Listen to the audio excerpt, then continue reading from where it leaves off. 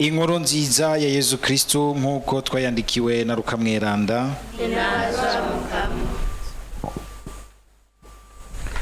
Muri irya minsi Yezu aza i Nazareti aho yari yararerewe, arinjira mu isinagoga nk'uko yahora bigenza ku minsi y'isabato.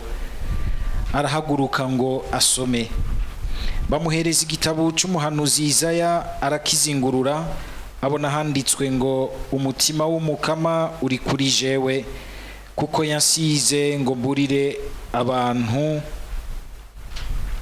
kugira ngo mburire inkuru nziza aboro, antugiga gukwiza mu baboshwe ubukiriro, mu bahumye ngo bahumuke, kurokora abababaye no kumenyesha umwaka mwiza w'umukama. Ahejeje arazinga igitabo agihereza uwahakora, aca aricara. Abari mu isinagoga bose bari bamuhanze amaso. Aca atangura kubabarira ati, uyu munsi ivyanditswe vyarangutse imbere yanyu. Bose baramwemera, bagatangazwa rwose n'amajambo meranda yavuga. Hanyuma baribaza bati, none uwo si wa muhungu wa Yozefu? Arababarira ati, ndabizi ko muhava muncira uyu mugani ngo muvuzi, banza wivure wewe nyene. Ivyo twumvise vyose wagize i Kafarnawumi bigire ngaha mu mavukiro yawe. Atakavuga ati, nukuri ndababwiye, nta muhanuzi n'umwe yumvigwa aho yavukiye. Kandi ndababwiye ukuri, muri Israeli hari abapfakazi benshi mu gihe ca Eliya, hamwe imvura yatara mu myaka 3 n'amezi 6, hagatera inzara ku isi yose. Ariko Eliya ntiyarungitswe ku mugore n'umwe atari ku mupfakazi wo mu Sidoniya i Sarepta. Hari kandi abanyamibembe benshi mu gihe c'umuhanuzi Elize, nta n'umwe yabakizemwo atari na Hamani umunyasiriya. Mu kumva ivyo baciye bose banigwa n'ishavu mu isinagoga, bavuye hasi bamuhindira inyuma y'igisagara, baramujana gushika hejuru ku musozi igisagara cari cubatswe ko ngo bamucuranguze. Ariko we abaciye hagati arigira.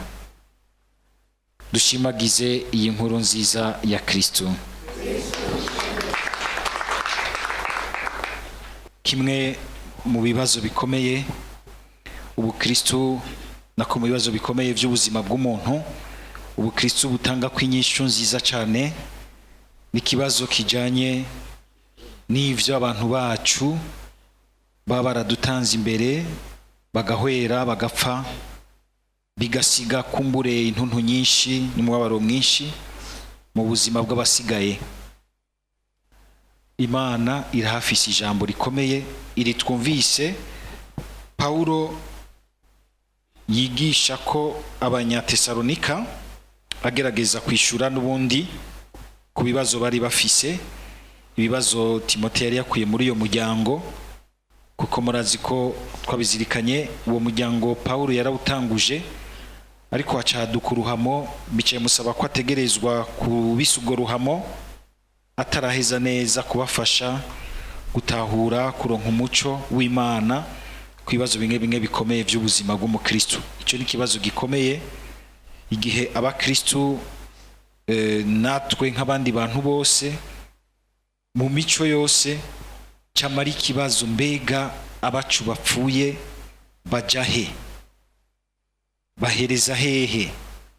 Murazi ko mu mico myinshi y'ibihugu, eka no mico yacu mu Kirundi, turafise ukungene no mu Kirundi ca kera twiyumvira abapfuye. Murazi byandi byose byo mu mico y'abasokuru byo guterekera imizimu, byose bifatanye n'ivyo bibazo biri mu buzima bw'abantu, kuko mu muntu hanyegeje ikintu gikomeye cyane c'uguhoraho. Munakumva umenga none umuntu apfuye biraheze nyene, biraheze. Murazi ko kera mbere nk'upfu yakira umusore canke akira umwigeme ata umwana asize, bamutana n'ikara ngo arazimye gose araherengeteye, ku buryo bw'uko umuntu ko yosiga vyaye cari ikintu gikomeye cyane, ko agira ati nzobandanya mu bo mvyaye, bon sipfuye gose ngiye kubandanya mu mwana wanje. ku buryo upfuye atavyaye wamenga ni abaye nk'igicibwa, abaye nk'umuntu nyene yahebwe n'Imana zimanganye, nta kimwibukiriza na kimwe gisigaye muri buno buzima. Mugabo naho vyogemera gutyo, haguma hari ikibazo c'uyagiye, kuko burya nta muntu asubirizwa uwundi. Umuntu wese burya arisa kandi aringana, n'amahasa burya mubanye umwanya muremure urabona yuko hari ahantu badasa. N'imiburi buri uzosanga umwe afise nk'akadoma gahantu uwundi atagafise. Nta muntu asubirizwa uwundi, umuntu wese wamusanga umenga arisa. Iyo tuvuyemwo kiba ikibazo gikomeye.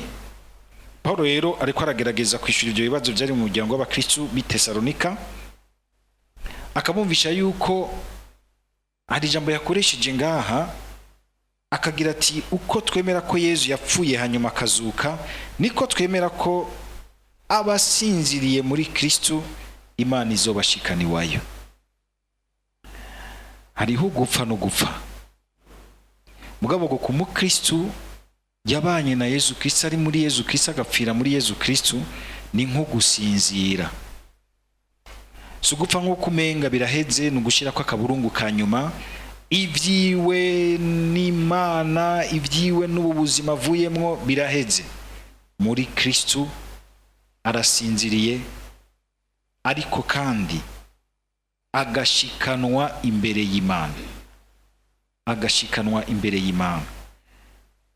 Kumva yuko Imana idufitiye inyishu nziza yo gushika imbere yayo igihe tuvuye muri ubu buzima, bikanaturemesha tukumva mbere yuko ukubaho kwacu uyu munsi ko ari ukwitegurira mbere kuzoshika muri ubwo buzima budahera.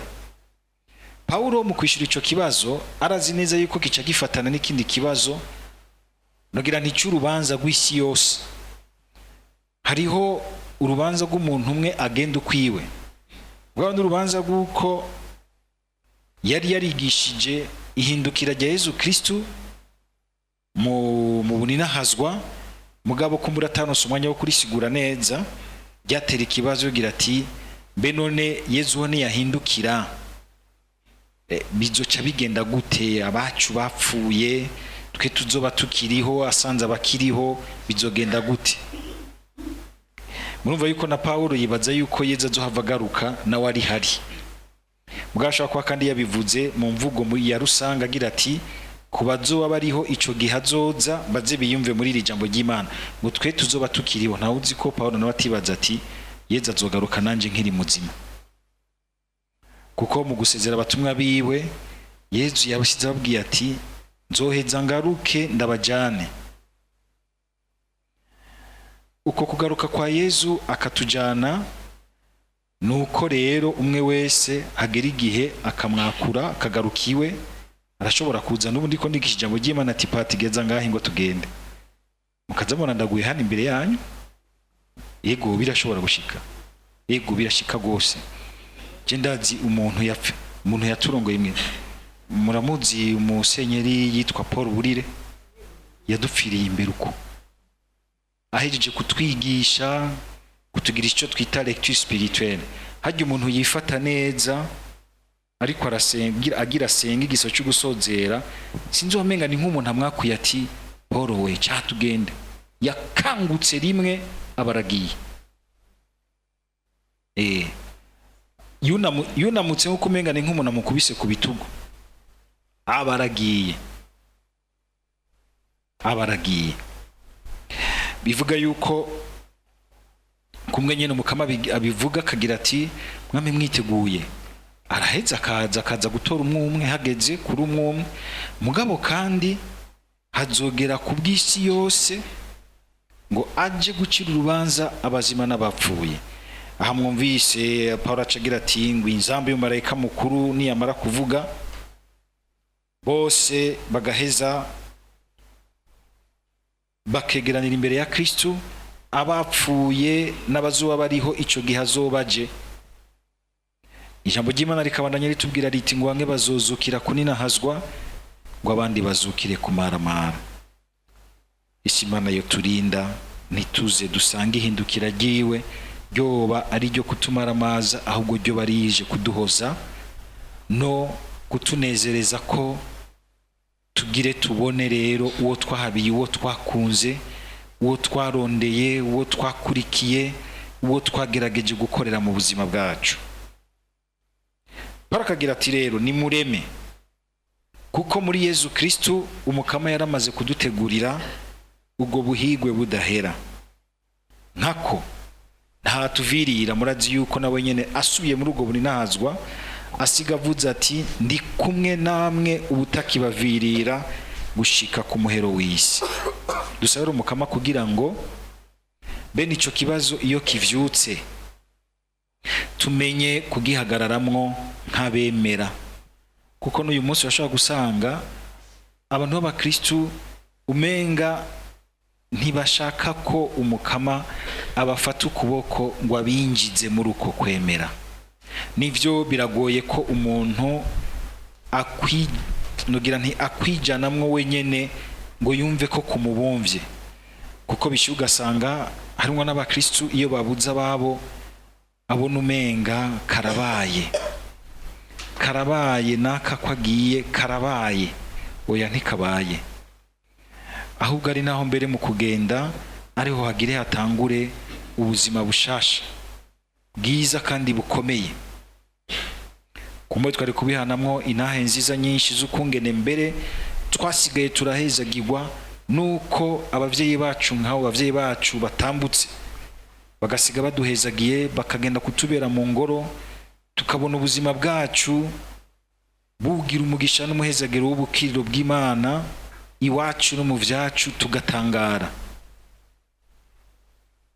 Kuko iyo baroye mu Mana, kandi kuko bari mu Mana baheza bakaba ngirakamaro gusumvya n'igihe bari bakiri mu mubiri wabo hano ku isi.